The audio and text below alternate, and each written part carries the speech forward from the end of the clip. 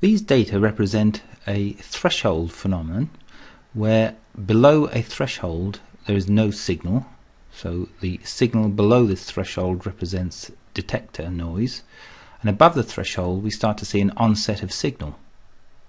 These types of steps can be characterized using some of the background types in CasaXPS. So you could use a step up or an edge up. Both of those would represent a complementary error function calculation that can be fitted to the data, or alternatively we can create a background type that is referred to as a bilinear. And the bilinear background type is making use of these three parameters: the average width, the start offset, and the end offset. The start offset is specifying the number of data points as a percentage of the total number of data points that will be used to calculate a linear line segment that will fit in a least squares sense to the data. So if I enter 20 there, then at this end of the region we will take 20% of the data points to calculate a line segment, and then if I use 8% at the end, then I end up with a line segment that is calculated using 8% of these data points. So we have 20% here and 8% here. And joining these two line segments is a straight line. So the background is essentially a linear background where the end of the background is defined by two line segments that are fitted in a least squares sense.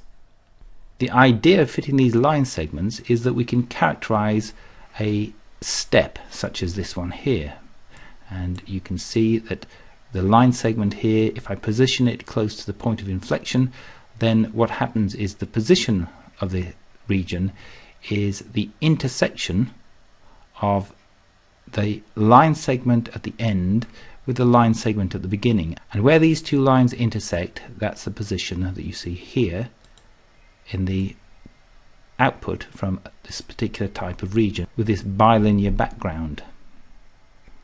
Now, as an alternative, you could use the bilinear background to define a linear background beneath a curve such as this one.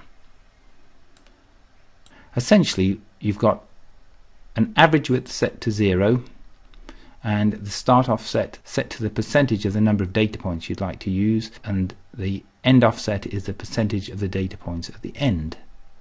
If we set this to 1, the average width,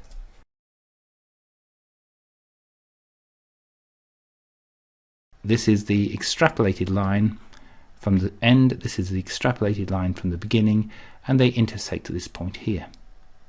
So this changes the definition of what the background is between showing the line segments themselves and showing the intersection of two lines that are calculated from these line segments.